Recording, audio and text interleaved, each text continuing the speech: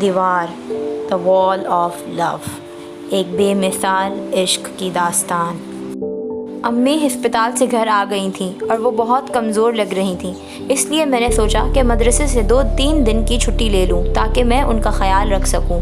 آج حمیدہ آنٹی بھی آنے والی تھیں امی کی عیادت کے لیے، بس میں یہی دعا کر رہی تھی کہ رشتے کے لیے وہ خود ہی منع کر دیں، اور امی جان کو تو میں خود ہی بعد میں سمجھا دوں گی، اور مجھے یقین ہے کہ وہ سمجھ جائیں گی۔ فون کی بیل بجتے ہی میرے سارے حواس خمسہ حرکت میں آ گئے تھے، کیونکہ میں جانتی تھی اس وقت اور کوئی نہیں بلکہ میرے پیارے بابا ہوں گے۔ بابا السلام علیکم، کیسی ہے جوان کی بیٹی؟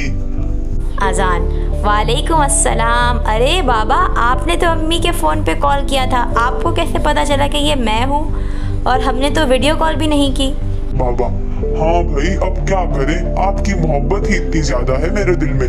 اچھا بیٹا، ویسے ایک کام کرو، فون کو اسپیکر پہ ڈال دو، تھوڑا انجوائے کرتے ہیں۔ بابا ہاں بیٹا، تو میں کہہ رہا تھا میں نے تمہارے لیے کچھ بھیجنے کا سوچا ہے، اسپیشل تمہاری برتھ ڈے کے لیے، بوجھو کیا؟ اذان، او ہو بابا، آپ ہی بتائیں۔ بابا میں تمہاری برتھ ڈے سے ٹھیک 1 دن پہلے واپس آ رہا ہوں انشاءاللہ۔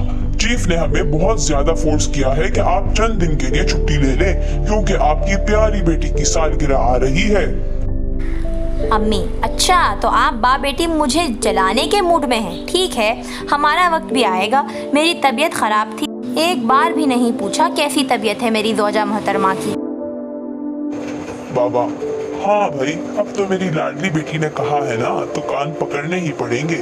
اور ویسے تو میں ہتھیار نہیں ڈالتا، لیکن تمہارے سامنے تو میں نے 20 سال سے مجبور ہو کر ہتھیار ڈال دیے ہیں، ہمیشہ جھکتا ہی آیا ہوں۔ بولیے میری زہرہ جبین، کیا چاہیے آپ کو؟ اذان، اف اللہ، یہ سب رومانس کی باتیں آپ لوگ بعد میں کر لیجئے گا پلیز، مجھے تو شرم آتی ہے ایسی باتیں سننے میں، اس لیے سوری، میں تو کال کاٹ رہی ہوں۔ ٹھیک ہے بابا، اللہ حافظ۔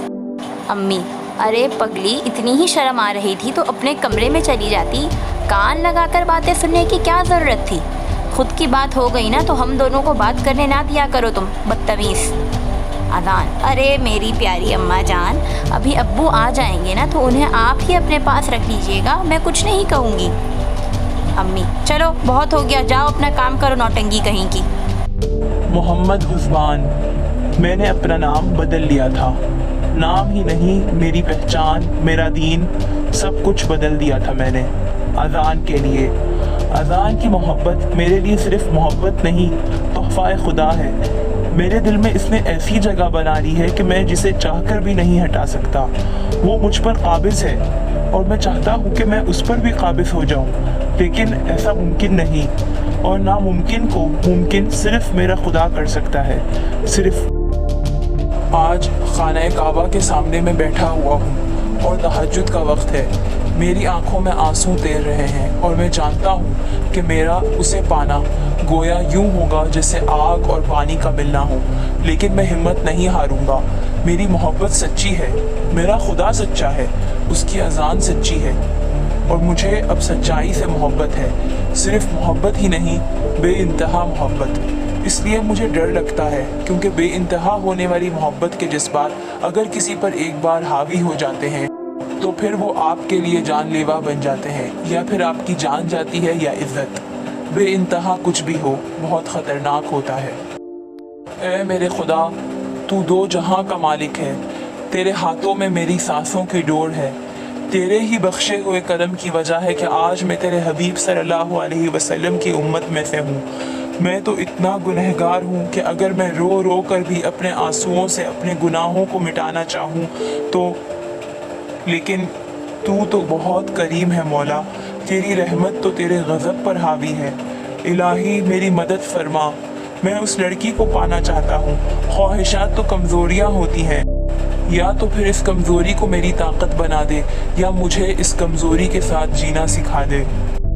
تہجد کی نماز کے بعد میں اپنی دعاؤں میں اتنا مشغول ہو گیا تھا کہ مجھے پتہ ہی نہیں چلا کہ فجر کی نماز کا وقت ہو گیا ہے۔